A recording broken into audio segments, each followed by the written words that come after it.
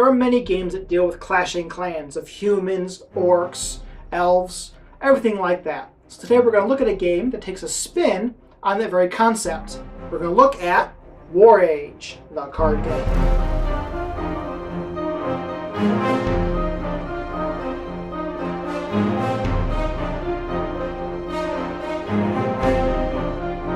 So in Warage, you're going to choose a race and class, and your opponents are going to do the same thing. You're going to build a deck, and then you're going to battle to see whoever the last person standing is. So for this example, I went ahead and started with the elves. And I'm going to be an elf mage, because why not stick with a classic? So the first thing you will do is you will take your race and your class cards, and you're going to place those face up in the middle of your play area. Now these cards tell you a bunch of interesting and very useful information. First of all, they're going to tell you how much health you start off with. Everything that I have starts off with 100, but I imagine with expansions and everything coming out, they might tweak this and do different amounts for different characters. They're also going to give you a special ability that's going to be able to be used in certain seasons. So for example, the elves in springs, that's the springs symbol, they can negotiate. So at the beginning of the opening phase, you can look at the top card of your hero deck. You can pay 3 hit points and turn that card from the hero deck into your discard pile. So you can go ahead and look and see what's coming up for you. It's going to cost you 3 hit points, but you know, it might be a good idea to try to rifle through some of the cards. Then you also have these abilities right down here. So in spring, whenever the elves roll a die, they're going to roll 1 additional die. But in fall, they're going to roll 1 less, because they are weaker in the fall.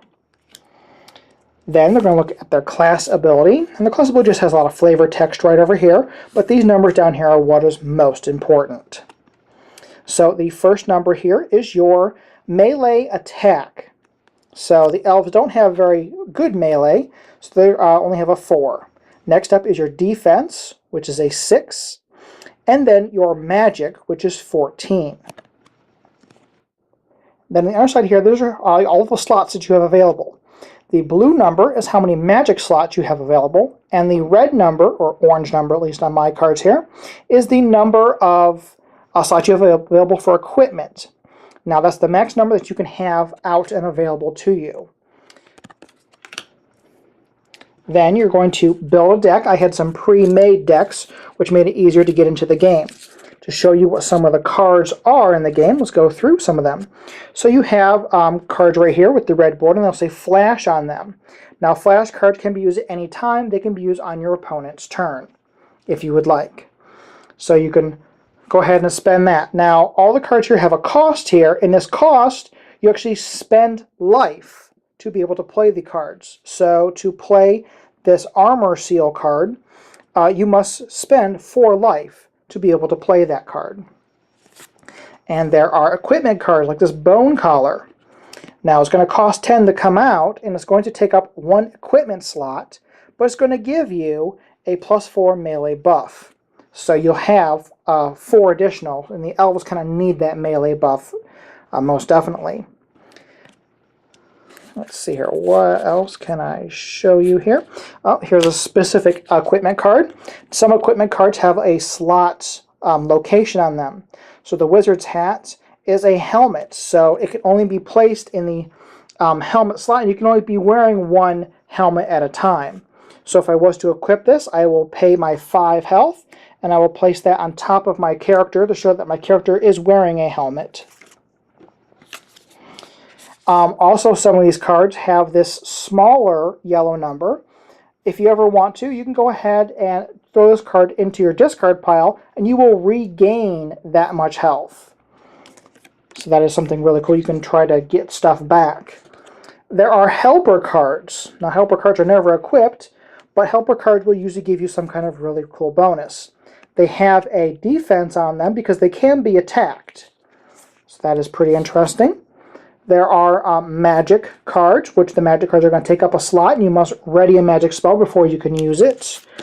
And there are also some amulet cards.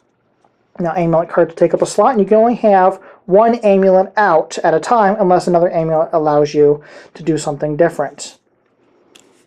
And I believe that is all the different types of cards that are in the game.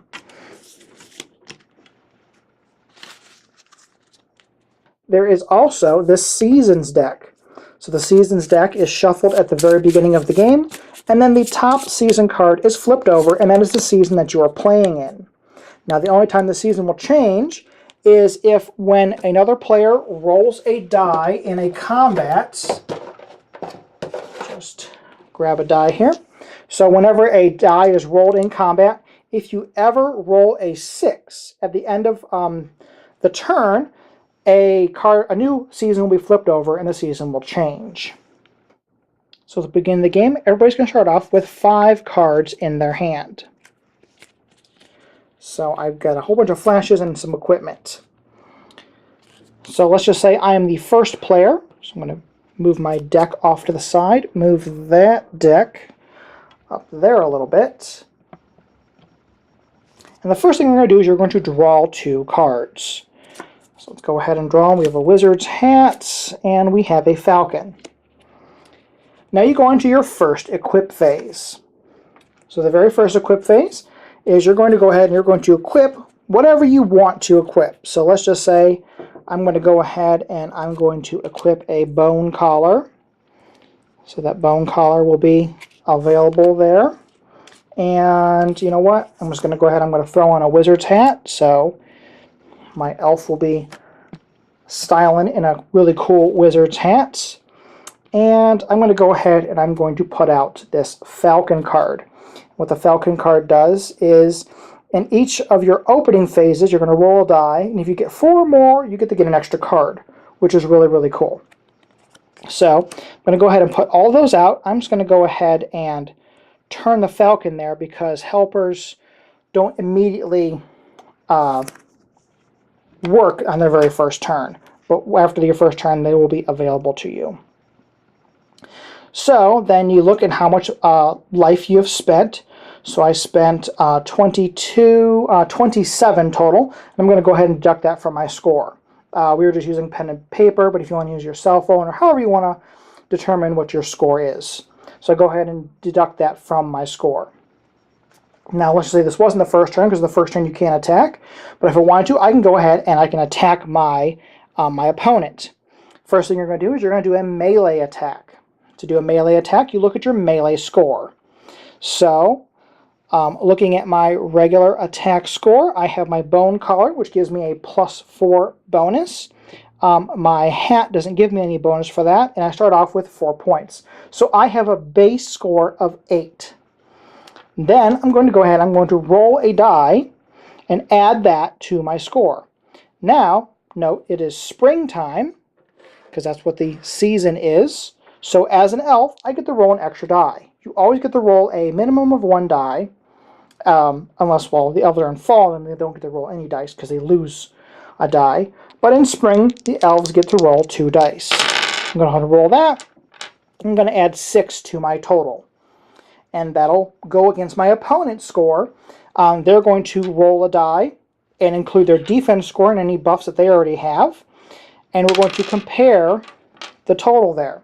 If my score is higher than theirs, then they're going to lose that much life. Once a melee attack is done, I can go ahead and go into a magic attack.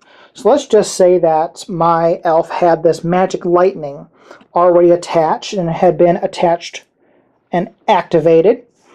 And magic works just like the helpers do, where you don't get it for the first round that you put it out, but it's available to you the next round. So let's just say it's been a full round and my magic attack is out.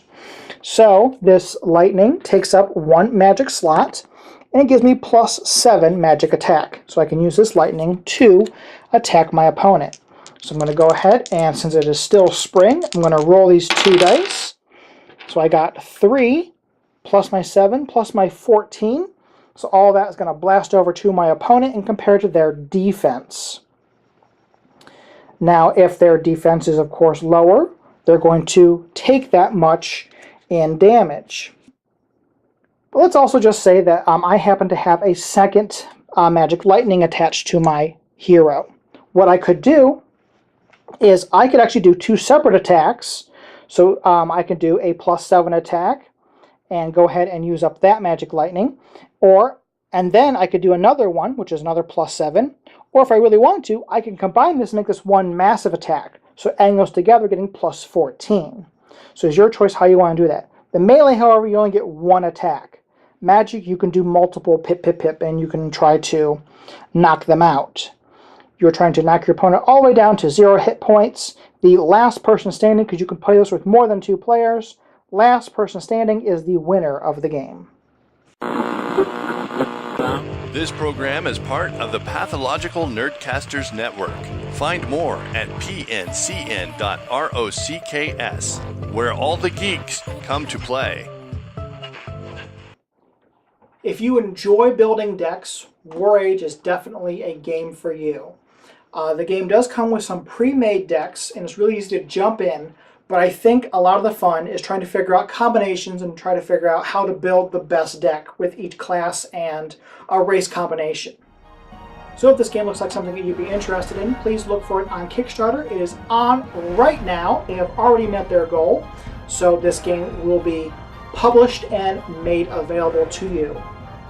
And as always, thank you so much for watching. Please do not forget to like, share, subscribe, and help support Cloak and Meeple. I'm going to have my subscribe button right down there. My support link is right over there. And also don't forget that I'm part of the Pathological Nerdcasters Network. You can go over to pncn.rocks to find out more about some of the other people that are within the network. And as always, thank you for watching, and I'll see you in the next video.